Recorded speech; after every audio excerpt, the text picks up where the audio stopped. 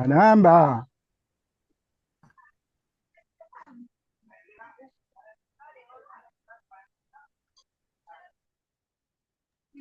Buenas noches a todos, bienvenidos. Gracias por estar con nosotros. Estamos en otro programa más de Enfoque Católico y Virtual. Hoy nos acompaña el hermano Ricardo Gómez, misionero, laico misionero comboniano, con este tema muy maravilloso del Evangelio, exige todos los riesgos. Es como un homenaje a los 38 años del martirio de Monseñor Alejandro Lavaca y la hermana Inés Arán. Gracias por acompañarnos. Por favor, tengan cerrados sus micrófonos para poder escuchar sin interrupciones esta charla. Ricardo, la sala es tuya. Gracias por estar con nosotros. Bien, muchísimas gracias. Bueno, eh, quiero ser breve porque escogí este tema que me parece muy interesante a ver, yo vengo de formación católica desde pequeño. Mis padres y mi madre tuvieron el acierto de ponerme y de prodigarme la educación de 13 años en el Colegio San José La Salle. No, no soy aniñadito, por si acaso. El Colegio San José La Salle, pues, ha tenido la oportunidad, ha dado la oportunidad a muchos estudiantes, ¿sí? De diferentes sectores, de diferentes situaciones económicas, pero la belleza más grande del Colegio San José La Salle es que siempre fue un colegio con apertura. Y subrayo esto de la apertura porque muchas veces ahora que necesitamos más vocaciones porque hay menos personal para atender a bastante gente a nivel de iglesia, eh, hay cierta cerrazón en algunos ambientes para la promoción vocacional y la animación misionera. Lo que no sucede en el Colegio San José de la Salle, hasta ahora, por lo que tengo entendido, no sucede en el San José de la Salle, que se da la apertura para que se exponga la vocación. ¿Y por qué digo esto? Porque justamente yo recuerdo que cuando yo me preparaba para la comunión, estaba tratando de cavilar, recordar por qué, pero ese tiempo, este mes de julio, pues, que acabamos de pasar, es un mes particular, ¿no? Donde el movimiento en los establecimientos educativos no es regular. Y yo recuerdo que esa vez, sobre todo porque éramos el grupo que estábamos en preparación para la primera comunión, el hermano Marco, me parece, no, el hermano Marco, sí, el hermano Marco nos lleva a un auditorio y estábamos presenciando una película en particular, pero mientras ponían la película, igual, problemas de logística como acá nos pasa ahora, imagínense, si pasaba en aquel tiempo, ahora con tanta información, tantos medios, yo al menos todavía no termino de entender todas las maravillas que se puede hacer ahora con la IA. Bien, recuerdo que el hermano Marco nos puso, los que iba a poner una película, pero antes de la película, Teleamazonas, me acuerdo que era Teleamazonas, pasaba, nos ponían las noticias y pasaba un reportaje bastante fuerte para nosotros. Sin embargo, el hermano no se limitó en retirarlo, más bien dejó que continuara los 2 minutitos de corte, que fueron imágenes que ahora los muchachos de ahora, de 9 10 años, no les hace nada, pero que en mis tiempos sí eran imágenes fuertes, donde salían, bueno, los cuerpos ensacados de dos personas que retiraban de la selva. 2 años más tarde recibí por la revista, recibimos por medio del colegio, siempre recibimos la revista de los salesianos y la de los combonianos. La Ser Niño, Ser Joven, Ser Familia por parte de los salesianos y la revista primero Misiones, luego la Sin Fronteras a través de los combonianos. Las recibíamos gratuitamente, era parte de la matrícula. Y algunos profesores de religión sabían trabajar con ella además de eso. Entonces, 2 años después, apenas con 11 años, había leído otro reportaje durísimo para el mes de julio también, ¿sí? Y lo recuerdo tanto porque para este mes de julio nosotros celebramos las patronales con el cumpleaños de mi mamá cerca de la fiesta de Guayaquil. Mejor dicho, la misma fecha de la fiesta de Guayaquil, pero en diferentes tiempos, ¿no? Entonces, hubo un reportaje, otro reportaje fuerte de un mártir asesinado en cambio en otra selva, en otra región selvática, pero ya no por indígenas, sino por medio de balas criminales de gente asalariada. ¿Sí? Y este era Ezequiel Ramín. Estas tres imágenes que coinciden en que se ven en el mes de julio, y estas tres imágenes que coinciden en que justamente son fallecidos en el mes de julio, y que los tres mueren en la zona selvática, Alejandro Lavaca, Inés Arango y Ezequiel Ramín, impactaron tanto mi vida que a partir de los 17 años empecé a buscar más información. Pasaron algunos añitos, 6 años, y empecé a buscar más información y más información de ellos y marcaron prácticamente, digo yo, el futuro de mi vida. Por eso me impactó siempre las misiones, por eso siempre, para regalo de mi graduación como profesor, pedí que me dejen ir ¿cómo se llama? A la selva de Esmeraldas, que era lo que podía conocer hasta ese entonces por medio de los combonianos. Entonces, desde ahí esa pasión por la misión, aunque realmente para mí en la parte física, yo era gordito, bien gordito, me costaba vivir en esos ambientes, pero sin embargo siempre me impactó la vida de estos tres grandes, ¿sí? Y es por eso que cuando yo les preguntaba hace poco, en alguna otra charla, me parece que fue una charla del jubileo, ¿dónde ustedes quisieran pasar su jubileo? ¿Dónde ustedes quisieran llegar? ¿A qué santuario quisieran visitar?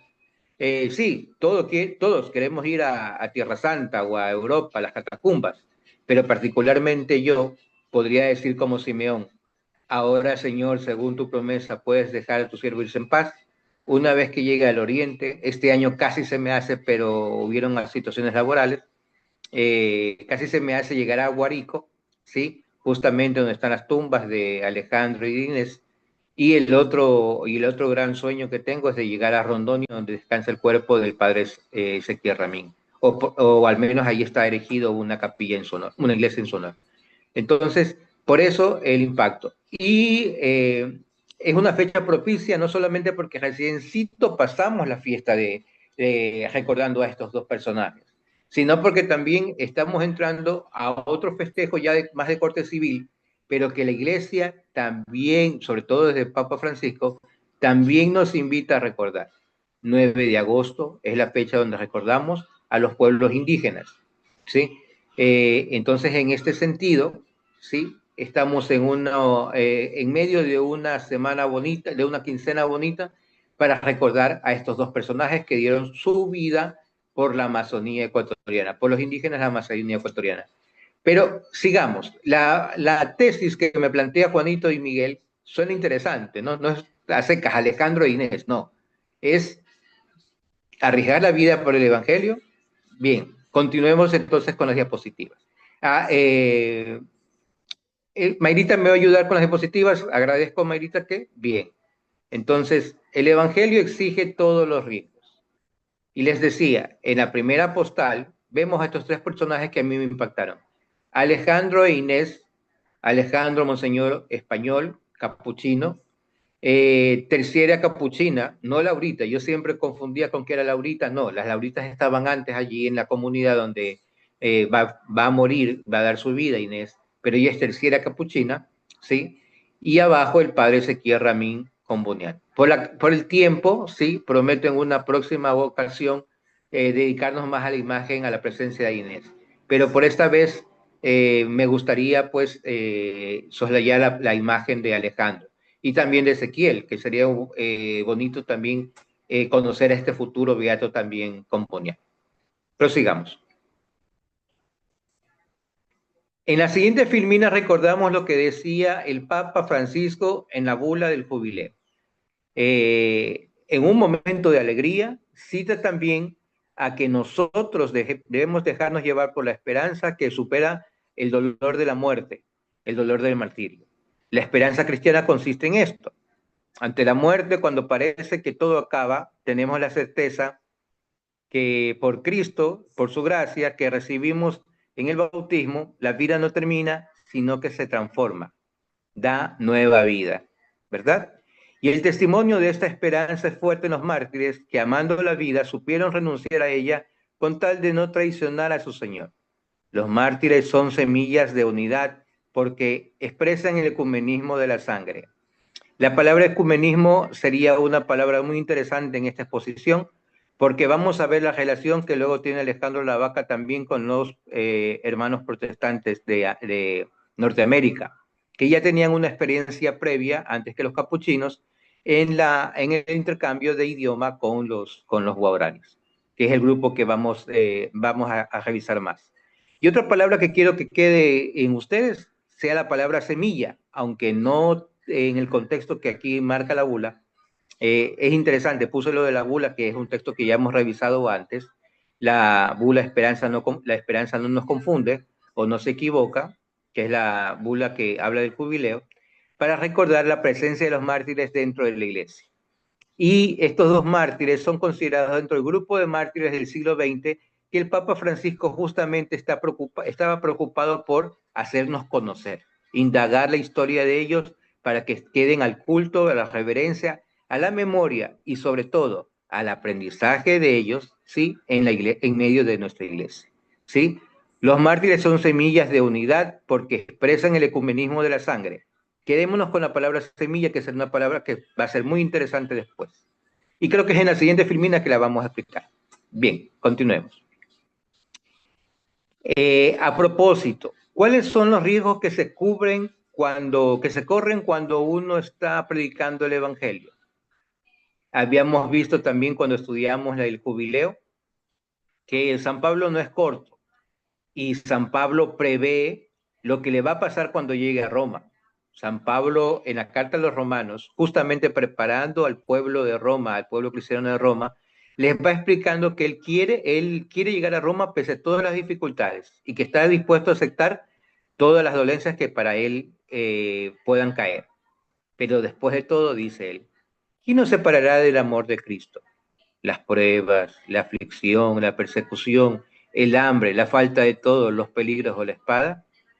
Todos estos riesgos, sí, bueno, salvo la espada en el contexto actual, nadie muere a espada, pero sí hay muchas personas, muchos agentes de pastoral, aunque no sean reconocidos beatos, que han pasado por lo menos por golpes, que han pasado además de la ignominia, de ser rechazados por sus grupos de origen, además de ser perseguidos políticamente, ¿sí? En diferentes partes del mundo. En nuestro medio, ¿sí? La violencia contra la iglesia se expresa de diferentes formas.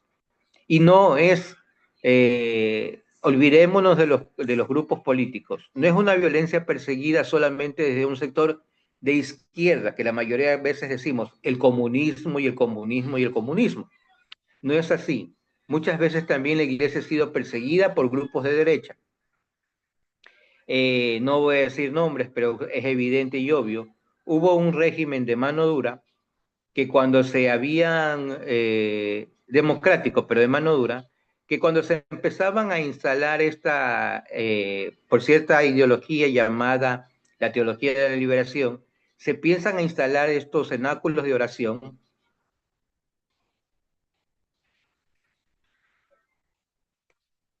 Estos cenáculos de oración, empieza a haber un conflicto entre el grupo de poder, ¿sí? Y la iglesia, que empezaba a juntar a la gente ya no solamente en el templo, sino que también en la calle. Por lo tanto, había una dicotomía entre ambas corrientes y el grupo que tentaba el poder, no voy a decir el nombre del presidente, pero empezó a perseguir.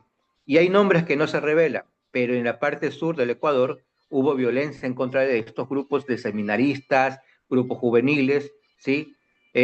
Baste las personas que tienen más de 45 años que ellos bien pueden ubicar a la persona que es de quien estoy hablando, ¿sí? Entonces, hubo esa violencia, tanto así que en dos gobiernos distintos, me atrevo a decirlo, uno de izquierda, Correa, y uno de derecha, Febres Cordero, dijeron, los curas, la misma frase en ambas presidencias, los curas al seminario, los curas a los templos, pero ellos no son políticos, los políticos somos nosotros. Ambos gobiernos dijeron casi las mismas frases. Continuemos. En todo esto sabemos que somos triunfadores, dice San Pablo, ¿sí? Por la acción por la acción de Jesús. Antes de continuar, me sale Miguel, que es el técnico, me sale una persona que quiere hacer preguntas, pero no es una persona natural. ¿Qué sucede? Para saber, ¿no? Miguel.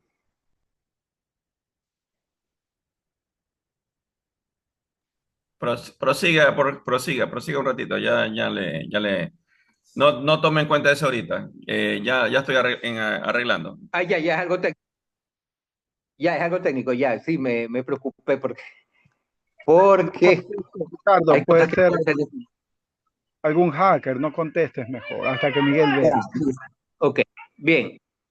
Entonces, continuamos. Decía, lo interesante es recordar en este contexto que a todos nos enfrentamos. El Evangelio nos enfrenta a muchas situaciones, ¿sí?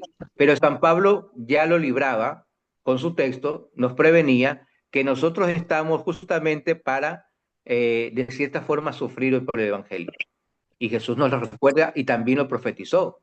Si el árbol verde lo tratan así, ¿cómo será el árbol seco? Bien, en la siguiente diapositiva vemos dos escudos. El primero es el escudo actual, que más que escudo es un logo, ¿sí? Que refiere a la Vicaría de Aguarico. Pero cuando Monseñor es elegido obispo, ¿sí? El primer obispo, primero prefecto apostólico y luego obispo de Aguarico, Monseñor hace este escudo muy interesante. Si lo podemos ver, en la parte izquierda están la semblanza del escudo de su tierra. Vamos a ver luego en dónde nació, nació en España, pero también en una cultura minoritaria. Y en lo demás, pues justamente habla de la zona de Guarico. Vemos las palmas, vemos dónde está el río Guarico, justamente hay un indígena que está recorriendo el río, solamente cuando llega a Guarico, en el momento que conversábamos con mi hermano acerca del tema, ¿sí? Mi hermano me decía, hasta hace poco a esos lugares no se puede entrar sino solamente por avión y por canoa. Y era más fácil entrar por canoa que por helicóptero. Entonces, porque era difícil encontrar un lugar donde se pueda bajar el helicóptero. Entonces, muchas veces la dificultad justamente está en esto, en que eran tribus separadas, lejanas, ¿sí? Y donde solamente se podía llegar por agua o por aire. Eh, y está en el escudo justamente la presencia del río Guarico, ¿sí? Y lo que me llama la atención es el cordón franciscano, ¿sí? Y hay una frase, hay dos frases. Dice, bueno, Iglesia Guarico a la izquierda, iglesia de Guarico abajo, a la izquierda dice Semina Verbi, que quiere decir las semillas, por eso les decía que es importante la frase semilla, la semilla del verbo. La semilla del verbo será una frase repetida mucho en el Concilio Vaticano II acerca de la misionología. Será un principio misionológico que nos va a recordar que la palabra de Dios, la presencia de Dios, está justamente en todas las culturas. Y traigo a mi colación ahorita en mente que una de las investigaciones que revolucionaron el mundo de la antropología y de la arqueología en un tiempo, en la década del 70, es que se encontró justamente una leyenda hecha en jeroglíficos donde se hablaba entre los mixtecas en México, de los que se hablaba de 12 apóstoles, ¿sí?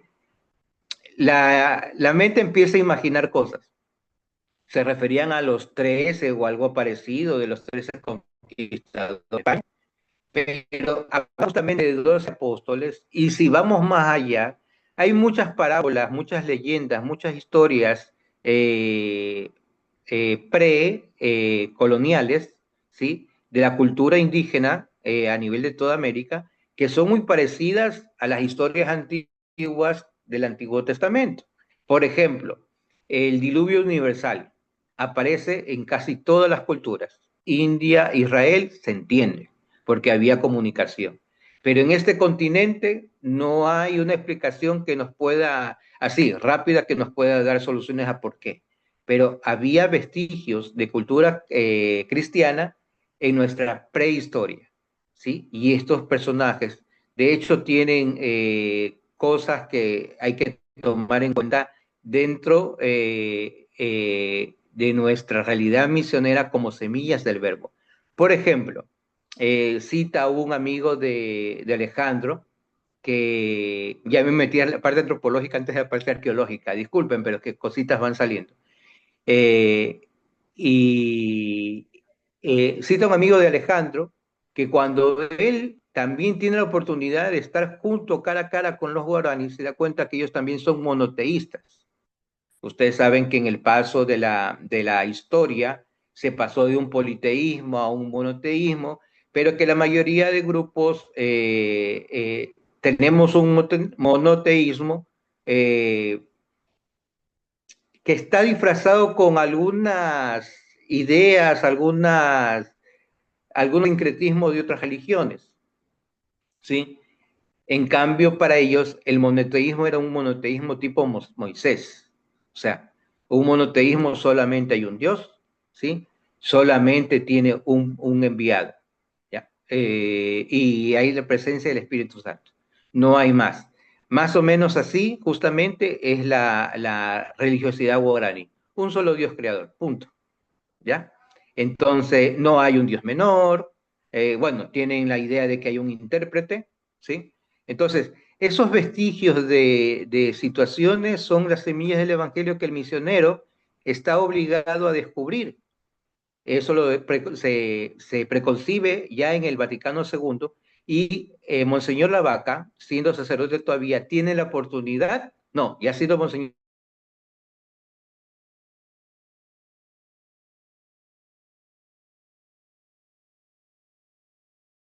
Vaticano II, y justamente allí escucha la semilla del verbo, las semillas del verbo.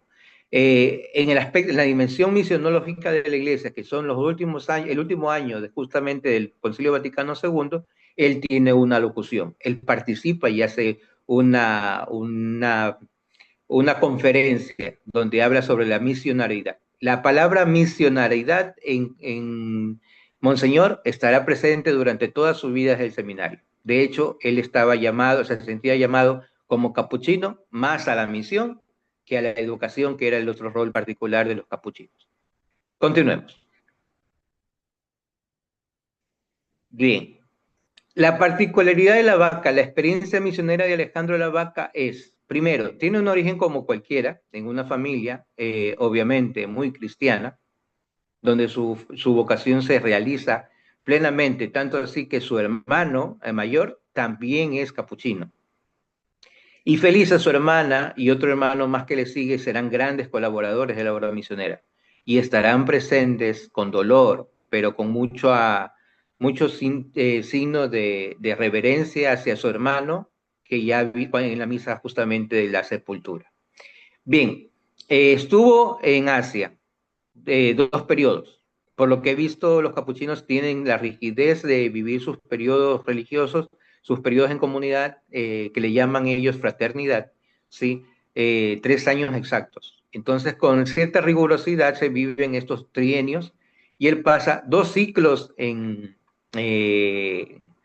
China, ¿sí? Tuvo su deseo de que su primera misión sea China y Pianjin lo ama con la ternura del primer amor, como sucede con casi todo misionero. Al misionero ilustre Juan Terán me gustaría saber cuál fue su primer amor, dónde es que él ha vivido la experiencia más grande, dónde se ha sentido realizado como misionero. Juanito, ya que Pero, abriste el micrófono. pero Dios mío, compararme con Monseñor Lavaco con tantos misioneros, Dios mío santo, está diciendo tú una profanación, pero bueno, yo la primera vez que viajé fue a Limones, y claro, se queda dentro de cada uno, nunca pude regresar, ¿no? Pero siempre me acuerdo todo lo bonito que pasó. Estuve un mes allá con el padre Enzo, Uh -huh. que ahora está en Cuenca, ¿no? Y sí, Okay. es una experiencia maravillosa, sí, Y particularmente me imagino que estuviste con indígenas, no estuviste entre mestizos. con AFA. Ya, es una realidad distinta. Sí, como misionero, al menos yo coincido con Juanito que también la muy humilde experiencia misionera, yo coincido de que cuando uno hace una experiencia con un grupo diferente del cual es origen, te transforma y da experiencias más impactantes, ¿no? Con Juanito hemos estado en diferentes lugares, hemos estado con los pescadores de las islas como con gente de población montuvia, gente campesina de los interiores, pero sí, también mi experiencia más grande la viví a los 19 años. No creo que regrese, sobre todo por situación física. Ya me da miedo pegarme un solazo de los que me pegaba ya. Cuando tenía 19 años, aunque era 2 veces lo que soy ahorita, era diferente, ¿no? Y era todo río y todo subir, montaña, pero la experiencia con los Chachis fue también un mes maravilloso. Entonces fue lo que impacta, ¿no? Es lo que a uno lo impacta y lo mueve a querer aprender un poco más, aunque tampoco tuve la experiencia de volver con los indígenas de la costa, con los Chachis.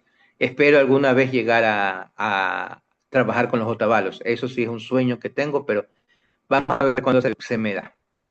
Bien, la experiencia de Alejandro acá justamente es particular porque él viene de un grupo que también es minoría. Y, por cierto, de una vez lo lanzo, hay una referencia buena. No lo puedo decir muy buena o excelente porque lastimosamente es bastante cruda. Una de las primeras obras es César Carminiani, un director ecuatoriano, presenta una novela de 4 episodios, una teleserie de 4 episodios, llamada El puente llevará su nombre, y lo encuentran en YouTube. Pero si lo ven, véanlo con mucha prudencia. Hay escenas fuertes de violencia, pero lo que más hay es desnudez masculina, porque trata a Carminiani de representar fielmente la cultura indígena. Y si se preguntan por qué los guaraníes eran disfrazados, los guaraníes eran guaraníes de verdad.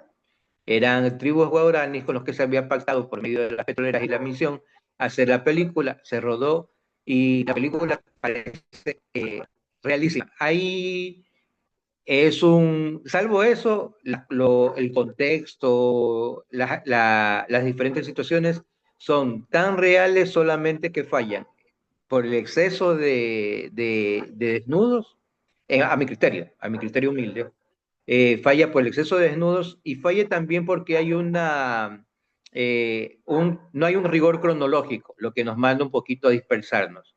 Me ha costado un poco desapegarme de lo que se ve en la película y lo que hay en algunos textos que son solamente para lectura ligera a lo que hay en la biografía. Me ha costado mucho desapegarme a eso. Por ejemplo, lo que les decía, el error de que la hermana era Laurita. No ha sido Laurita, ha sido Terciera Capuchín. Bien, continuemos. Eh, Alejandro viene de la experiencia del pueblo vasco, pueblo discriminado, aún, ¿sí? En España, pueblo minoritario, y justamente va donde los chinos. En los chinos tiene una experiencia bonita en sus primeros 3 años, pero mientras más, apenas él pide al general, directamente con el general, habla que tiene el deseo de ir a vivir en misiones, y sobre todo en las misiones más difíciles. Y por último, en la misma carta, le expresa su deseo de ir a China, ¿sí? Pianjin era una misión difícil por las cuestiones idiomáticas, culturales, tal vez era vivir en un ambiente totalmente distinto, ¿sí? Pero no era particularmente violento hasta que poco a poco va ascendiendo el comunismo de Mao Zedong. Y Mao Zedong, como ya vemos que son las dictaduras, progresivamente va avanzando. Primero, no es una violencia directa contra las iglesias o las religiones. Lo primero que Mao Zedong les da es la posibilidad de adherirse a una iglesia nacional china, la cual existió hasta hace poco, hasta hace 2 décadas atrás, ¿sí? Que es una visión un poco cristiana, católica, entre comillas, pero que rendía en últimas cuentas al gobierno chino, ¿sí? Muchas personas han abdicado a la Iglesia Católica y hicieron su apostolado, pero como miembros de esta Iglesia Nacional China. Poco a poco, pues, los papas pues, han ido perdonando, conmutando esa pena y les dieron la oportunidad de regresar al Evangelio, aunque no está del todo abierto, porque como sabemos, existe comunismo en algunas regiones de Asia, como China y Vietnam. Entonces, cuando le proponen a él, Alejandro, porque era una persona muy querida, su primera misión, como decía, apenas le dice el general, el superior, sí, general, que sí, que va a China, él se dedica a formarse de forma particular, ¿sí? Pide permiso para estudiar un año enfermería y medicina en el hospital civil, con teoría y práctica. Y él justamente pues es designado como enfermero, ¿sí? Además de eso, pues él vivió también el periodo, mientras estando en el seminario, vive un periodo de la guerra civil, donde también participa, no con armas, sino que es nombrado como capellán, es nombrado como fiscalizador, censurar la documentación que llegaba, ¿sí? Para que no hayan subversivos dentro del seminario, y también enfermero. Entonces, esa experiencia le va a ayudar en su segunda misión en China, en su segundo trienio, donde lo mandan a una región más inhóspita, solamente él y un hermano. Y no sabiendo cómo proyectar, porque nadie se confesaba, nadie comulgaba, nadie iba a misa, no sabía cómo empezar la misión, lo que hace es dedicarse a la enfermería y manejar un periódico, ¿sí? Que sobre todo para tener comunicación con el mundo exterior, ¿sí? En las provincias, digamos, de los capuchinos. Lastimosamente ese material fue confiscado y entonces empieza a ser rechazado, repudiado por el ejército de Mao Zedong, lo que le va a provocar de que al final, como lo querían los chinos de la segunda misión, lo querían retener, le pregunten, bueno, usted va a formar parte de las filas de la Iglesia Comunista China, y él, coherente y sobre todo leal a sus principios, dice, no, yo soy católico romano, ¿sí? Y entonces eso le costó a que lo manden fuera del país. Miren el tipo de violencia que hay, que no es de golpes, pero que ya infunde miedo. Hacen que los dos sacerdotes, el sacerdote y el hermano con el que era acompañado, salgan en carros, en trenes diferentes a la frontera. Y no se vieron durante días hasta que se encontraron en la frontera ya de Hong Kong. Entonces ahí pudieron recién conversar, pero ellos se sentían solos ante el mundo. Ese es también un tipo de violencia. Entonces, vemos a él que tiene una facilidad, aunque cueste, de poder dialogar en diferentes ambientes, aunque sean conflictivos y aunque sean contrarios. Vamos a la siguiente. Ah, pero, perdón.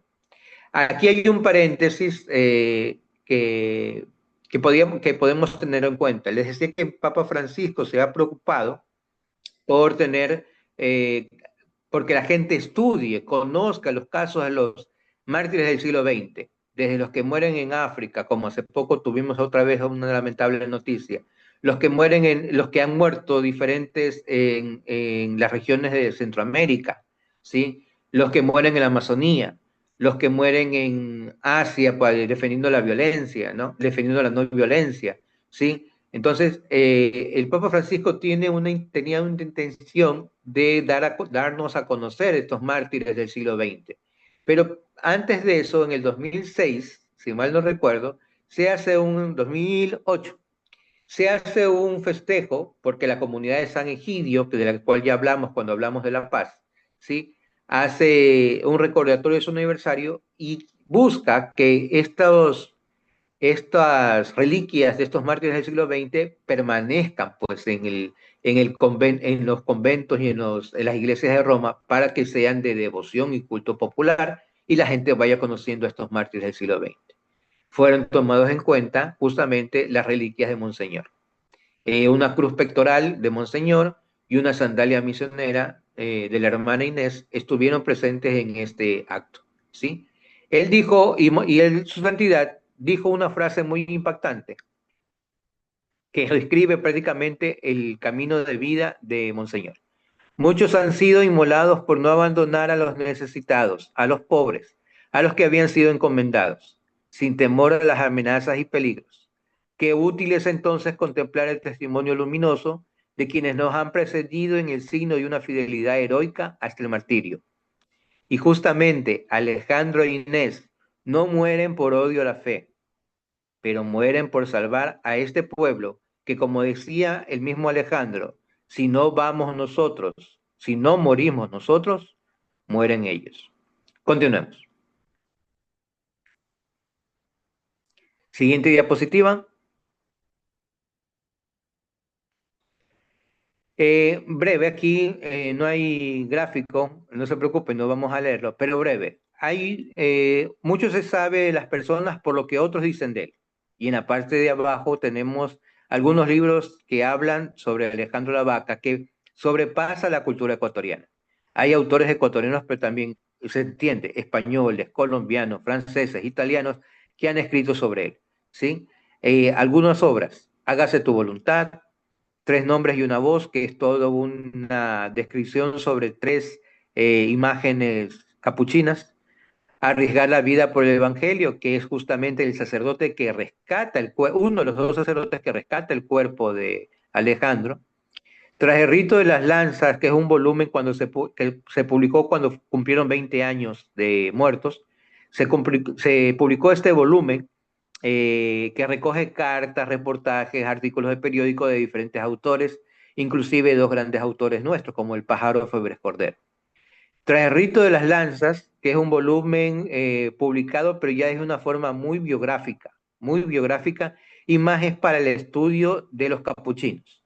Vida y martirio, que se lo hace a propósito de la causa de beatificación, y también el libro Barro y Vasija, que es la biografía de Inés Arango, pero obviamente tomando anécdotas de ambos, de Alejandro y de Inés. Pero la persona se conoce a más de lo que se dice de esa persona, lo que la persona misma escribió. Y aunque Monseñor tuvo muchas obras, se puede recoger un gran epistolario, porque como Monseñor ha escrito mucho, ¿sí? Inclusive reportajes, artículos de periódico, con un carácter de protesta también, ¿sí? El pensamiento de Monseñor se puede recoger, se lo puede leer, y ofrezco, quien lo quiera tener, yo se lo puedo enviar, o por medio de Miguel lo enviamos a todos, ¿sí? Ofrezco el libro Crónica Guaurani, ojalá que no me cobren los derechos de autor. En la bitácora, es la bitácora de la vida de Alejandro Lavaca con el pueblo, que lo hace de una forma muy natural, muy ingenua, muy dócil, ¿no? Donde expresa sus aciertos y sus desaciertos, los aciertos y desaciertos del pueblo, sus alegrías y sus sinsabores al encontrarse con el pueblo. Dice cosas que hay que entenderlas justamente en el periodo de él, en el contexto de él, pero que nos ayudará a todos a descubrir un poco la cultura de él, del pueblo, y el pensamiento de él, donde, como les decía anteriormente, surge desde su vocación primera la misionaridad de Alejandro Lavaca, el deseo de ir más allá. Bueno, eso les cuento después. Hay un dato curiosísimo acerca de animación misionera. Lo veremos cuando va a ser ordenado. Sigamos.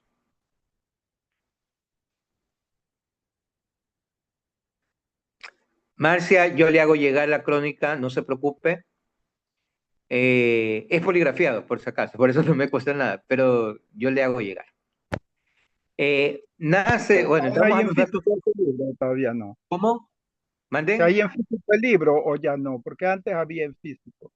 El Sí, libro que está. sí se Todavía lo encuentra hay. el libro en físico, pero cuesta, yo averigüé, $47. Ay, ay, ay. $47. Porque es una editorial española, el que yo encontré. O sea, es el convertido en euros. Por eso yo decidí descargarlo. No creo que nos duela mucho. Bien, creo que sale más barato sacarle copia. Ojalá que no me caigan derechos de autor. Bueno, nace para el mundo y para la iglesia el 19 de abril de 1920. Sus padres son Ignacio y Paula. Grábense bien los nombres. Dios construye coincidencias fantásticas que nos dicen, sí, por aquí va el camino, esto es lo tuyo. Grábense bien los nombres. Ignacio y Paula. Eh, Su madre moriría a los 15 años, cuando él llegara a los 15 años, pero deja una huella imborrable de fe en su familia. Eh, Su hermano, el padre Domingo, dirá que su hogar era una escuela de fe, ¿ya? De hecho, como les decía, hay dos sacerdotes en esa familia. Pregunto, de los cuatro que ven allí, alguien que me pueda contestar, ¿quién es Alejandro? Ya lo vieron en el rostro mayorcito. ¿Quién de los cuatro es Alejandro?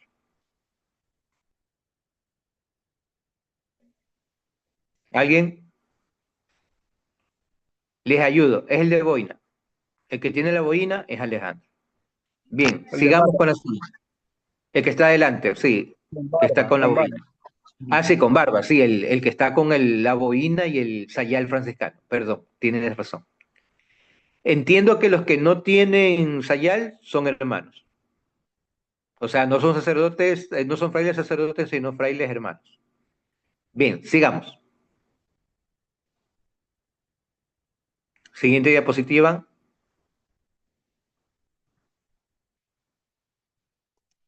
Un ratito.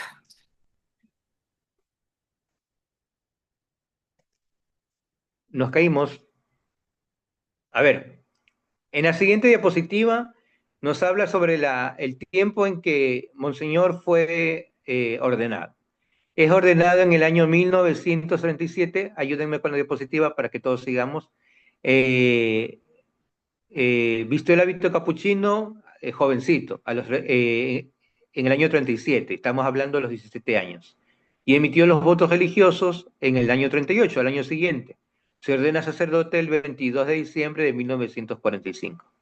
Siempre habla sobre misiones, siempre habla de que su deseo es salir a una comunidad donde sea propiamente misionera y donde sea difícil la misión y donde si es preciso tenga que morir. Siempre lo va a decir. Es raro, pero ya lo habíamos analizado la otra vez que hablábamos de los mártires, sobre qué es lo que a uno le llega a tener esos deseos de dar la vida, ¿no? Uno se cuestiona y dice, pero si el don más bonito que nos dio la vida, ¿por qué algunos piensan en el martirio? Debemos entender que es propio de la época, como habíamos hablado, desde el siglo XVI hasta el siglo XVIII, XIX, entender eso. Y pienso que es como el idilio de cualquier enamorado. El del ejército también dice, yo quiero morir por mi patria. Y el enamorado también dice, yo por ti doy mi vida. Pero vamos a ver cuántos de aquellos son capaces de darlo, ¿no? Alejandro Lavaca, y también lo tenía Inés Arango, tenían ese deseo de dar la vida por lo que habían creído, dar la vida por el Evangelio. Bien, ¿quién conoce a alguno de los que están ahí retratados con Alejandro, que es el que está segundo? Esa dicha que tuvo Alejandro. ¿Quién reconoce a alguien más allí en la foto? Menos Mayrita, que ya sabe quién es.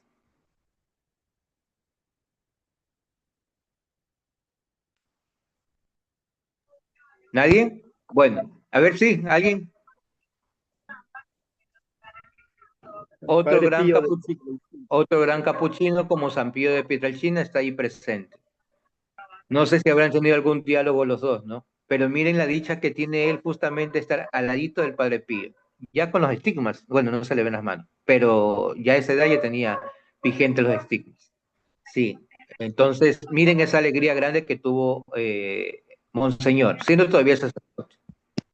O sea, no siendo ordenado como Monseñor, bien, en diciembre de 1945 escribe el padre provincial: mi alegría será inmensa si el Espíritu Santo se dignara escogerme mediante su reverencia para extender la iglesia y salvar las almas en misiones y sobre todo donde haya que sufrir. Continuemos con la siguiente diapositiva. Bueno, de China ya hablamos alguito, sigamos con la siguiente. La foto ya es acá en Ecuador, ¿sí? Con una primera misión. Es interesante que los capítulos de provincia los hacían allí, en Aguarico. Es interesante. No los hacían en Quito o en Guayaquil, sino que los hacían también en Aguarico. Los capítulos provinciales son la reunión de todos los sacerdotes, ¿sí? De las diferentes partes de la provincia, ¿sí? Digo, por los movimientos religiosos. Las comunidades religiosas, las diferentes provincias, hay países, las comunidades, donde un país tiene la comunidad, pero de la comunidad y se reúnen cada año en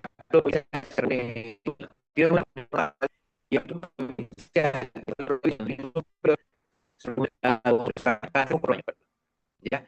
Entonces, justamente, porque así lo van a designar a él, a Monseñor, que sea responsable de la evangelización entre los lugares. y por eso viene el nombramiento de obispo de Guadalupe. Tenemos China, bueno, el obispo se dedica a la parroquia, que es una escuela, inicio de una escuela, comunicación, programa de radio, su trabajo realmente en la parroquia. Pero esta pregunta, andaba con el padre tipo, que no que sobre todo la juventud educativa, que no quería dejar así. Y su primera fotografía fue justamente a misiones en el oriente. Pero la gente de la reclama de los valles viejos, sí, coincide que no es que no que su siguiente envío va a ser justamente en Guayaquil. Sigamos a Guayaquil. Bueno, hablemos de René Sontorita, luego de la positiva para aparecer la film. Eh, Conocemos la parroquia Sagrada Familia, que está ubicada en el sur de la ciudad, sí, es una iglesia, es una parroquia de carácter capuchino, de fundación capuchina, sí, y tienen la escuela. La gran labor justamente, casi al finalizar el mandato de Guayaquil, es conseguir el terreno para el gran proyecto Guillermo Rodas, que creo que ya no es de los capuchinos, sino que el Estado de la diócesis. Bueno, en octubre del 59, poco antes de terminar el mandato, sí, que estaba con la activa, y ya me repetí dos veces, pero lo que quiere es ir a misiones, quiere que lo manden a una misión difícil. En 1960 va a ser elegido viceprovincial y luego como provincial. Y entonces que va a estar al cargo del gobierno de todas las misiones capuchinas en el Ecuador, ¿sí? Su preocupación particularmente la misión de sus seminaristas, ¿sí? Pide que se traslade del convento de niños a Quito, Ecuador, ¿sí? Y que los apóstoles ya estaban haciendo sus primeros pasos, expulsando los diáconos. Entonces, empiezan no solamente en los colegios, sino que en sus experiencias en la política. Empieza ya el recorrido por el Oriente. En 1965 nombró prefecto apostólico en Américo, Fernando el padre Gamboa y la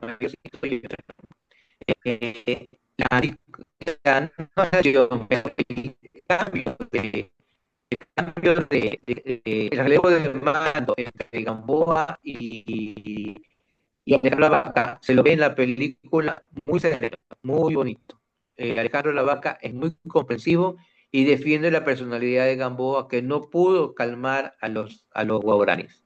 Hay todo un proceso. Los guaraníes empiezan siendo tan salvajes, tan agresivos, tan violentos como los tagales, pero luego los guaraníes, a partir de la experiencia con el cambio, sobre todo con Inés, que manejaba el idioma, empieza a haber una transformación de los guaraníes, quedando como enemigos del pueblo, digamos, de la nación ecuatoriana en general. Los tagaris y que son los que no tienen contacto con la población. Los guaraníes poco a poco fueron cediendo por la facilidad que tenían con el idioma Inés y Alejandro. Bien, es nombrado apostólico y ese mismo año es invitado a formar parte del Concilio Vaticano II, donde ya vimos hace unas ponencias sobre las misiones, ¿no? Y donde también reitera, él tiene una preocupación. Dice, si yo soy obispo, tengo la necesidad de, en algún momento tendré que dar mi vida en este lugar peligroso. Pero puedo estar bien con mi paz, con mi conciencia, con el Señor, exponiendo a otros a que también den la vida. Entonces, él empieza con esa dicotomía en él. Pero en la audiencia, el Papa mismo le atiende y le sugiere justamente que vaya a estudiar estos textos para poder entender la validez del martirio en el apostolado misionero. Continuemos. Ya vaya descansando. Bueno, esto brevemente, ya la Rico es un lugar muy grande, la prefectura de Aguarico tiene, es la dimensión de Salinas. Es el contexto. Geográficamente es como Salinas. Pero como Salinas hasta el encuentro con los cantones, pues no con los otros cantones, ¿sí? Y tiene 28.000 kilómetros cuadrados entre los ríos Napo y Aguarico. Ese es el contexto de la prefectura de Aguarico. Pero Monseñor tenía que trasladarse por seguir a los guaraníes mucho más allá de la prefectura, ¿sí? El clima es cálido y húmedo, difícil de soportar, sobre todo para el europeo. Las comunicaciones se hacían solamente por los ríos, solamente se podía llegar por agua o por aire. Sus habitantes, que además eran diferentes culturas, vemos ahí en la foto, vemos secoyas, guauranis, sino que no están desnudos, guauranis, cofanes, taromenanes, quichua, chuar, ashuar. Vemos en ese dibujo donde están presentes diferentes culturas, ¿sí?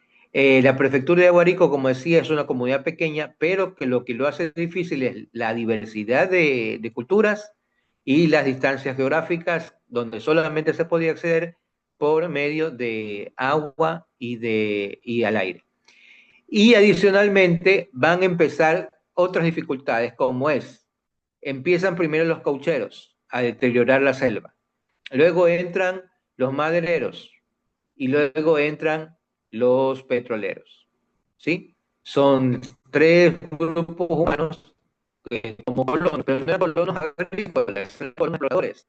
Y estos colonos explotaban justamente para instalar pozos, o sacar madera, o sacar el caucho. Entonces, eso va quitándole alimentación y lo va acorralando al pueblo indígena guaraní. Continuamos con la siguiente diapositiva. Bueno, estas experiencias de Rocafuerte, ya viviendo entre los guaraníes, ¿sí? Sí, son interesantes, pero el tiempo bueno, ya nos está. Esta etapa de la adopción, pero lo explico brevemente. En Navidad del año 76, él decide tener una experiencia muy particular haciendo inculturación, es decir, adentrándose en la zona donde viven los indígenas, ¿sí? Ya habían hecho una experiencia como metodología para engañarse con el pueblo, les enviaba regalos que les puedan servir en el campo desde el avión, desde la avioneta. Y les echaba machetes, semillas, ropa, linternas, cosas que le puedan servir para su vida allí en el campo. Y entonces eran cosas que ellos normalmente robaban cuando encontraban a una familia. Entonces, esas cosas que ellos robaban,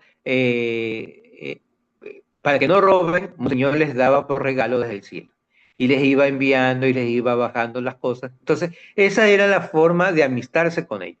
Pero tienen la facilidad de que en un momento encuentra que las personas alzan los brazos y como que se lo invitaran, en nuestro ademán muy latino, de que baje, de que se una con ellos.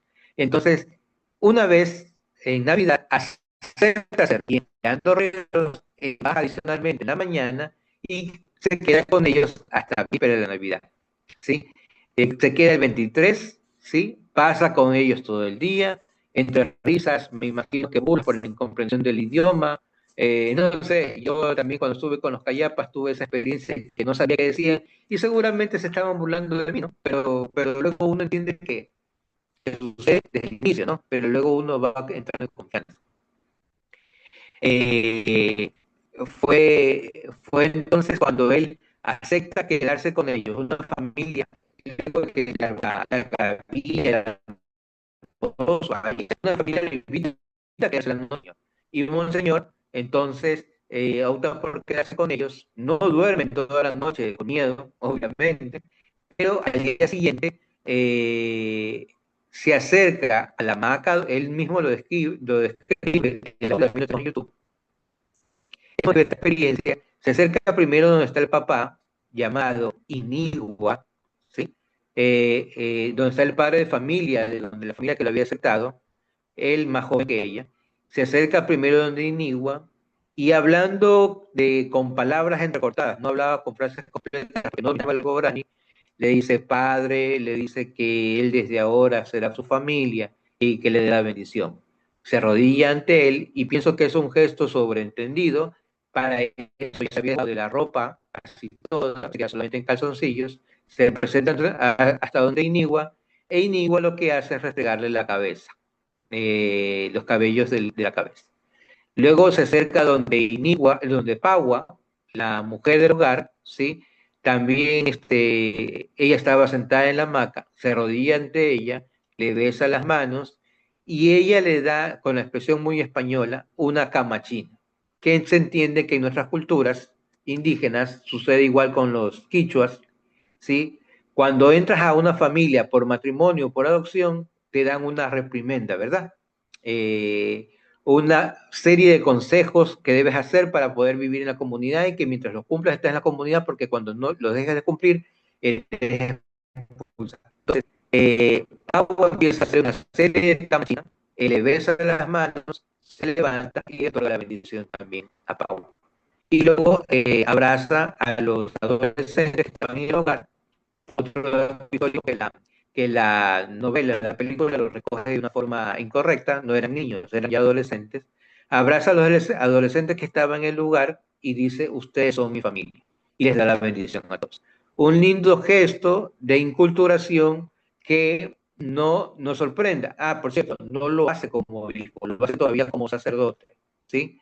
Entonces, este proceso de inculturación justamente muchos sacerdotes no lo entendieron en el entonces, ni lo van a entender ahora. En algún momento después ya no se quedará en calzoncillos, sino que para poder entrar a la comunidad tendrá que desnudarse y usar la vestimenta propia del Guaraní. Suena escandaloso, son las locuras del Evangelio, pero eso hizo Monseñor. Por cierto, dicen de que uno de los impedimentos para su pronta beatificación fue justamente que algún obispo conservadorísimo dijo, no, ¿cómo puede ser un obispo así que se desnude? Bueno, creo que son ciertas cosas que se pueden corregir, pero son pormenores. Y esta es la experiencia más bonita que marca toda este momento de Alejandro, ¿no? Esta vida de Alejandro, su inculturación, ¿sí? Se vuelve entonces desde el 60 hasta muy entrado el 86, él tiene que estudiar entre la comunidad, las comunidades rurales, y acepta también vivir en medio de los, como obispo, padre de todos, acepta vivir en medio de los campamentos mineros, de los campamentos petroleros. Porque pensaba de que así, primero los petroleros se sentían también siendo gente pobre, que se le quite lo poco que tienen, se sentían protegidos, de alguna manera así lo fue. Curiosamente, durante los primeros años no se encontró la vaca con guaraní en los campamentos, sino ya en los últimos 3 años. Y otra cosa que pretendía él era por medio de eso tener contacto con los guaraníes, protegiendo a los unos y protegiendo a los otros, ¿sí?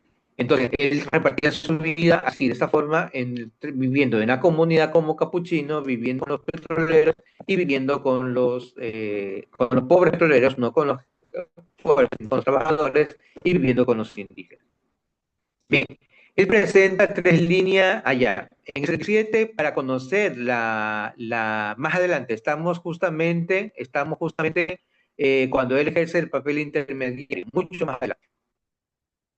Bien, en 1977 logra, por medio de sus buenos oficios, que con los americanos evangelistas que habían la Escuela de Lenguaje de Verano, que es un movimiento evangélico de Estados Unidos, logra conversar con ellos. Ya habían tenido contrapunto a unos años atrás, ya habían tenido dificultades, pero logra de ellos sacarle un favor para todos los capuchinos, que es que pagan en lingüística guaraní para que todos los capuchinos tengan al menos ciertas bases para poder dialogar con ellos.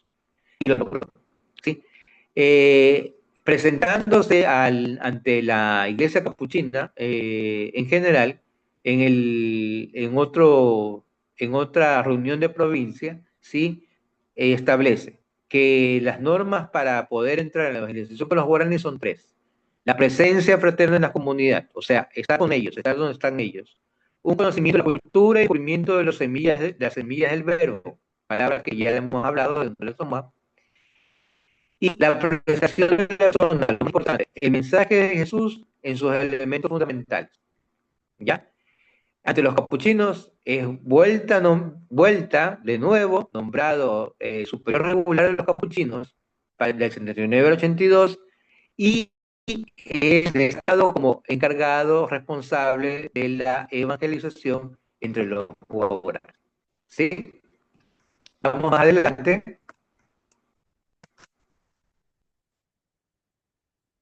Bien, pasamos eso porque el tiempo nos apremia. ¿Sí? Lleguemos hasta donde está el Papa Juan Pablo II. Eso, muy bien.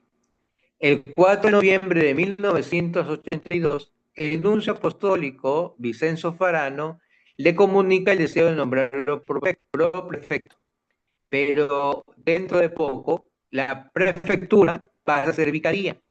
Y entonces el mismo Papa Juan Pablo II, por medio de un escrito, le otorga a él la posibilidad para que sea el vicario de Alejandro, el vicario de Aguarico. En la foto vemos a Alejandro la Vaca y abajo en el altar, creo que comulgando, acercándose a la comunión, está, ¿quién es él? Bueno, por el tiempo se lo digo, él es Inigua, el papá. Y al lado, con flores, ¿no? ¿Ven las razones? Son diosidencias, ¿no?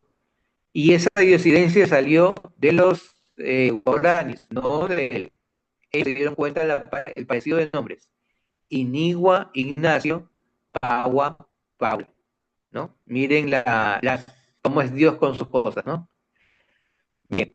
Entonces, Juan Pablo lo nombra vicario apostólico de Aguarico, ¿sí? Y me gusta mucho esta frase que pone al final de su homilía de aceptación del cargo, ¿sí? Donde invita a la vicaría de Aguarico que en algún momento ellos también tomen la misionera. Es lo que entrevemos en esta frase. Como humilde servidor de esta iglesia, la de Aguarico, quiero invitar a todos a trabajar con esperanza y alegría en la formación del reino de Dios sobre esta tierra. Y pido otra gracia, que pueda volver a Pinglián, China, con sacerdotes y agentes de pastoral de esta iglesia de Aguarico. Qué deseo tan grande que tenía Monseñor de que sus sacerdotes, los hermanos, las religiosas que nacen de esta comunidad de Aguarico recién formada, en pioneros, pero no solamente entre ellos mismos, sino ir más allá de las fronteras y acercarse a la China. Un gran ideal que tenía Monseñor para ese tiempo. Bien.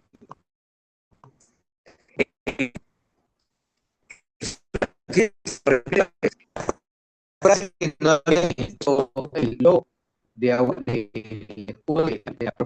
la prefectura, ¿sí? De Aguarico, justamente era Cristo en todos, todos para Cristo, ¿sí? Era la frase que él siempre repetía, que es probablemente la frase de San Pablo también, ¿no? Yo soy sirio con los sirios, medio con los medios, parto con los partos, para que Cristo sea todo en todos. Son las dos frases que son importantes en el camino misionero de Alejandro. La semilla del verbo y Cristo todo en todos. Digamos, tiene muchas diligencias este tiempo desde que es nombrado prefecto hasta su muerte, empieza a tener un contacto ya mucho también, y era otra cuarta dimensión de Alejandro, ¿sí? Ya no era solamente entre los capuchinos, en las petroleras pobres, digamos, en los campamentos pobres de los petroleros y entre los indígenas, sino que además ahora tendrá que viajar constantemente a Quito para encontrarse con fuertes, con los grandes, ¿sí? Consigue ciertos favores, pero otros favores son negados. Y con el cambio de administración propio de nuestros países, ¿sí? En los ministerios, sobre todo, no a nivel país, sino en los ministerios, se les daban ciertas facilidades, luego se las quitaban, ¿sí? pero al menos habían tres cosas que el gobierno tenía que cumplir. Nosotros, bueno, cumplir, que es el plan Tatagay. La operación de reconocimiento, prestar aviones y helicópteros para que Monseñor pueda conocer todas las comunidades indígenas donde hay. La operación de donativos, que implicaba que aún tomado por robo, los colonos no podían quitarle nada a los guaraníes, aunque sean robados justamente así, ¿sí? Como en las tiendas de ellos, ¿sí? Y el contacto directo que tendría él y otros misioneros, ¿sí? Con la población guaraní. Entre esos misioneros cabe destacar el que ya la iba conociendo poco a poco y que manejaba mejor el idioma guau que el mismo Monseñor, ¿sí? Presenta la figura de Inés Jara. ¿Sí? Ella estuvo desde que fue novicia, fue mandada al Ecuador entre las tribus indígenas. Bien, sigamos. Allá viene entonces la propuesta de que Monseñor se acerque a la comunidad indígena más conflictiva, ¿sí? Que es la que está todavía robando, ¿sí? Y él dice, sí, yo voy a estar, pero será después de que yo cumpla mis 50 años en España, porque la iglesia me llama a celebrar ya los 50 años. Estas experiencias pues, de ordenación no es solamente festejos, sino que además son grandes experiencias para la animación misionera, así que Monseñor no podría dejar de estar. Pero justamente coincidía que los aviones podían tal o cual fecha, y que sí que el clima, y que no, que mejor con viento y que no en tiempo que no llueva. Entonces dicen, no, la solución es que ustedes entren lo más rápido posible, porque si la iglesia no entra en estos días, entraremos nosotros. 2 años ya se veía una violencia sistemática entre las petroleras contra los, porque ya los petroleros habían contratado escuadrones de limpieza para acabar con los indígenas en la región, ¿sí? Para poder vaciar los territorios y poder quedarse sin problemas con los terrenos de las petroleras, ¿ya? Lo que Monseñor aspiraba era que ellos puedan entrar. No había conflicto con los petroleros, con los madereros o con los cocheros, pero que haya algo que tal vez en nuestro medio se conoce hace poco, que es la consulta previa, el derecho de consulta previa. Pero con estos indígenas, pues claro, unos recién empezaban ya a hablar de comunidad con el mestizo, ya empezaban a hablar de español, que son los guaraníes. Pero había un grupo selvático que se resistía todavía y que cada vez se internaban más a la selva, ¿sí? Se resistían todavía, conocidos, aunque de origen guaraní, eran conocidos como Patacoda. Y son el grupo llamado Tagari Taronan, que también entre ellos luego se, ¿sí? Entonces, Monseñor aspira a conocer a los guaraníes que causaban esta violencia todavía contra las petroleras. Él sostenía que ya los guaraníes en su mayoría ya hablaban y más, muchos campamentos petroleros estaban contratados guaraníes. Por eso fue fácil que Monseñor llegue hasta los guaraníes y pueda conocer a Inigua y Pagua. Ya habían contratos laborales con los guaraníes, mal pagados, pero los había. Entonces no son los guaraníes, son otro grupo. Debo conocerlos. Pero si ellos entraban después de agosto, seguramente ya no los conocían porque entraban los grupos petroleros a arrasar, sobre todo la policía petrolera, a arrasar con todos los indígenas. Entonces, si yo no voy, los matan a ellos. Y Soinés no quiso tampoco quedarse atrás en su afán del ser misionero, ¿sí? Y le acepta y hasta casi no se ofrece. Ordena que ella también iba a acompañar a esto, con ideas muy claras. Hay un respeto tal hacia la mujer por parte de los guaraníes, ¿sí? A las mujeres no atacan, y en muchas familias así fue. Mientras la mujer no se mete en el cuadro de violencia, la mujer era respetada, y los niños también. Los guaraníes tenían, de que eran violentos, tenían esa forma de actuar. No así los tagaromenanes, que ellos eran violentos y arrasaban con lo que veían. Entonces, el día 21 de julio, justamente, vamos a la siguiente diapositiva. No se preocupen que no hay sangre. Quité todo lo que puede traernos la sangre. Claro, serían imágenes impactantes propias de un periódico de Guayaquil, los que no son de Guayaquil. Aquí tenemos un periódico que uno exprime y sale sangre. No, habían imágenes impactantes, pero justamente por quien la lo vea, no, esas escenas fuertes de violencia. Ellos bajan, aquí se me quiebra la voz, disculpen. Ellos bajan el 21 de julio, muy de mañana, ¿sí? Y el avión tendría que dar la vuelta y regresar en 1 hora, máximo 2 horas, máximo medio, no más. No podían demorarse más que eso, porque ellos ya tenían planes, sobre todo tenían planes, ¿sí? Hubo problemas de lluvia, hubo problemas de viento, suspendieron el descenso, y sabiendo la experiencia de que ambos eran duchos, ya se habían quedado ambos, habían hecho experiencias solos con los indígenas, tanto él como ella, como señor y la hermana Inés. Entonces pensaban que sobrevivirían porque no había problema. Pero sí hubo un fenómeno que fue presagiando que la cosa no iba a ser buena. Porque primero, cuando ellos bajan, no ven recibimiento. No ven grupos aislados, desde la puede ver una mayor cantidad de grupos aislados de indígenas, sobre todo mujeres, pero que estaban lejos, que estaban en el río, ¿sí? Pero no como ellos esperaban que los reciban, ¿sí? La experiencia de los pueblos indígenas es fuerte. Cuando uno va llegando en lancha, por ejemplo, la gente empieza a hacerle de la mano y son imágenes que a uno no se le borran de la mente, ¿no? Y llega como uno como que si fuese estrella de cine. Yo me imagino que algo así habrán esperado, porque ellos mismos lo han invitado otras veces a bajar y esta vez no había eso, sino que mujeres desentendidas en el río. Entonces bajan, se quedan, ¿sí? Y el avión no regresa sino hasta la mañana siguiente. De ahí, que aquí nos ha dado un poco la situación de cómo fueron las cosas. Un grupo guaraní invade un bohío taromenane y consiguen la grabación que tenía, no de video, la grabación de audio que tenía, no está bien, lo sigamos a la próxima diapositiva, esta es la lápida que descansa ahí en la iglesia central de Abrico. Bien, podemos ir a la próxima diapositiva.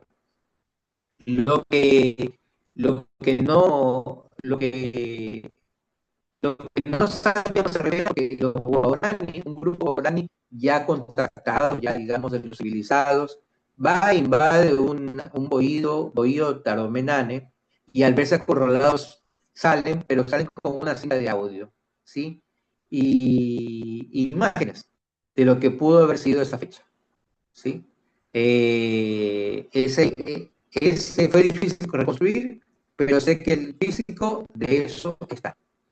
Más adelante, en el año 96, si mal no recuerdo, invaden a sí mismo una huella toromenane, pero pueden secuestrar a una muchacha que ella por oídas, porque era jovencita todavía, por oídas conocía un poco de lo que había sucedido. Le había contado lo que había pasado cuando llegaron estos extranjeros. ¿Sí? Dicen que cuando decía ella, como la llenaron de regalos, la trataron muy bien, tuvo contacto inclusive con los misioneros. ¿Sí? Cuando esta mujer, esta muchacha empieza a contar, dice de que el recibimiento fue bueno al principio. Las mujeres y los niños comieron con ellos. Los dos misioneros habían comido, ¿sí? Y particularmente las mujeres defendían a ella. Cuando llegaron los cazadores, ¿sí? Descendientes de Taga, Taga por decir Tagaere, ¿sí? Los descendientes de Taga, cuando llegaron los cazadores, ¿sí?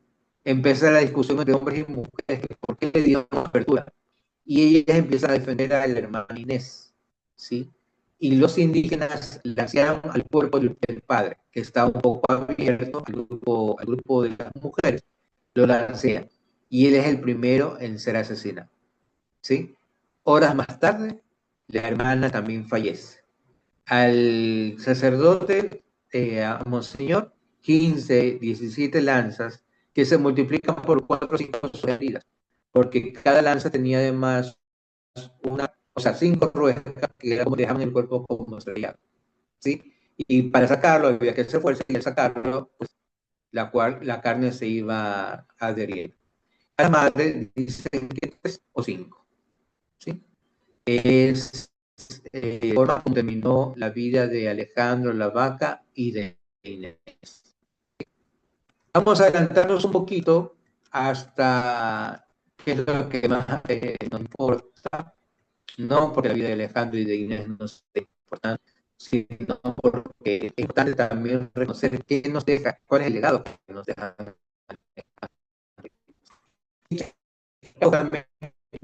Que hace 2 años, espero el próximo año llevarme por lo menos a 10 de aquí. Pero ya estamos viejos, pero bueno, por lo menos un día de caminar si resistimos. ¿Qué estaba en lo social? Un poquito antes, Mayrita, donde está, ¿qué nos pide Alejandro Lavaca?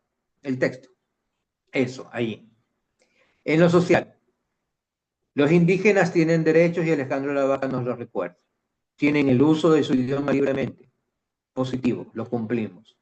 Cuidado de su ecosistema, no lo cumplimos. Y no lo cumplen las empresas como no lo cumplimos nosotros tampoco. Porque si cuidáramos la casa común todos, no hubiera necesidad de que haya tanta problema por el agua, por los petróleos, por eso, ¿no? Por los plásticos. Bien, laborar sin discriminación. Pregúntate, ¿cómo es tu relación con los indígenas que encuentras de cualquier cultura? Guaraní, quichua, los de abajo, que no me acuerdo cómo se llaman, de abajo de Ecuador, los salasacas, etcétera, que encuentras en tu camino. ¿Cómo es tu comunicación con los indígenas? ¿Cómo te llevas? El derecho a la participación política. Oigan, yo escucho a cristianos y a gente de ese partido político, particularmente, que no digo el partido político, que ven a su hermano indígena surgir y dicen, casi se me sale decirlo, que es Serrano, porque es costeño, porque es afro, porque es montubio, porque es citadino, ignorante de lo que es el campo, pero nos llenamos de barreras, ¿no?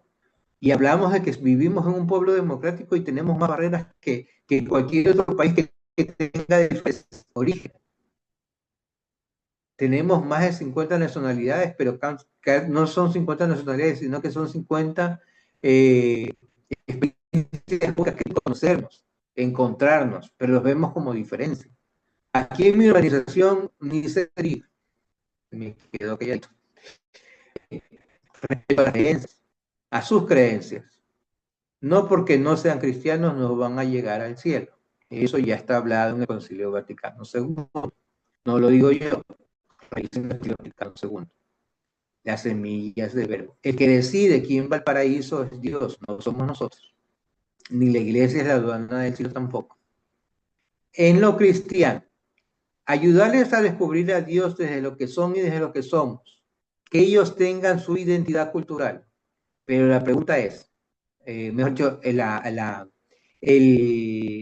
reto es, si queremos valorar la identidad cultural de ellos, ¿sabemos lo que nosotros somos? ¿Reconocemos nuestra identidad cultural? Yo como citadino sé mis limitaciones. En un ambiente indígena, en un ambiente campesino, necesito de Dios, ¿sí? Sé mis limitaciones, ¿sí?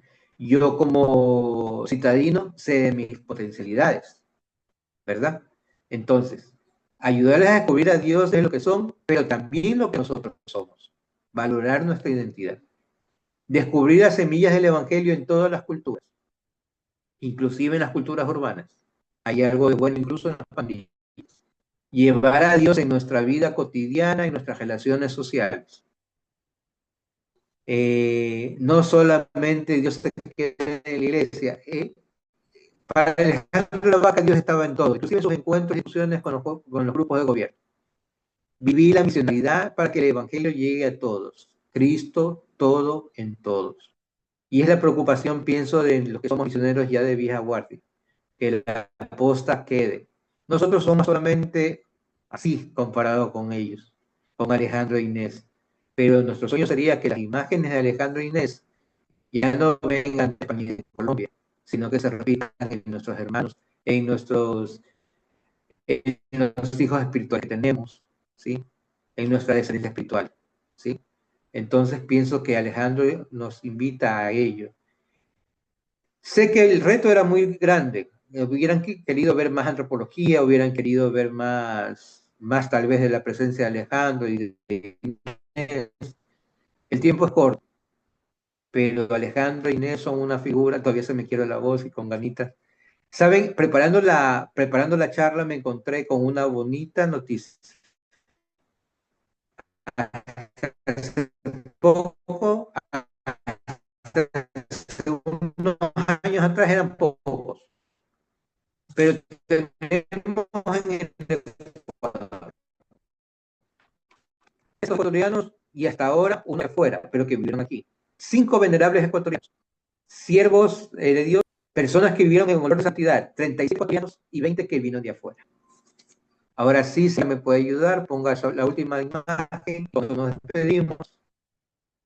Es una imagen muy étnica, muy representativa de lo que fue Alejandro la Vaca y de unas cuestiones, unas facetas, abajo está Inés también, ¿sí?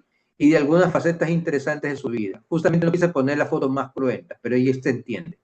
Los cuerpos de Alejandro e Inés transfigurados en indígenas, ¿sí? Y son, bueno, aquí las cabezas alanceadas. Si ven la flor que hay de lanzas, ¿sí? Pero después de sus cuerpos, sus cabezas lanceadas, surge esta mujer, un nuevo pueblo para Cristo. Y la presencia de la mujer, ven la presencia de la mujer ahí es importante. Las mujeres salvaban a Inés, pero Inés no aguantó tampoco morir, ver morir a Ignacio. No hubiera aguantado. Bien, eso es todo. Hay una bonita colección de frases también aquí de Alejandro. Solamente puse las de Alejandro, medio de enviarles aquí. Los que quieren el texto me escriben y yo les envío el texto de Crónica Borani y creo que también tengo el de la hermana Inés, Barro y Ceniza. Les pague muchísimas. Que Alejandro e Inés nos ayuden a ser peregrinos de esperanza. Bien, Juanito, estamos a tus órdenes.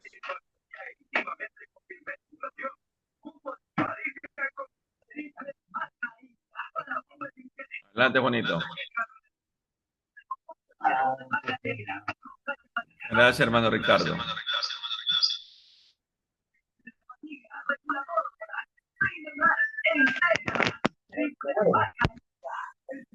A ustedes.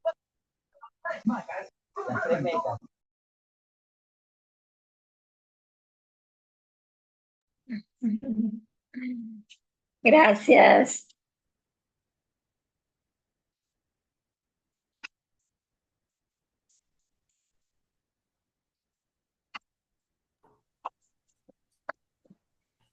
¿Aló? Muchas gracias, Le muy agradecemos, interesante. Ricardo, por esta exposición tan bonita, tan ilustrativa. Date muchas bendiciones Muchas para ti, gracias. para tu congregación, y que sigas siempre adelante con la nación, ¿no? Muchas gracias al hermano Ricardo y muchas gracias a todos por asistir. Gracias también a Mayrita también por ayudar a la proyección. Y bueno, hoy día no ha estado tan bueno el internet que se diga. Se escucha la grabación a ratos como Arturito, pero bueno, en todo caso se hace todo lo que está en lo posible, ¿no?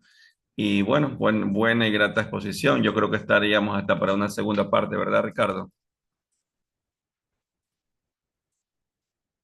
Cuando quieran, estamos a las órdenes. Gracias, Ricardo. Una pregunta, quienes te desean encontrar, ya sea en redes o ya sea telefónicamente, ¿a dónde se pueden contactar contigo?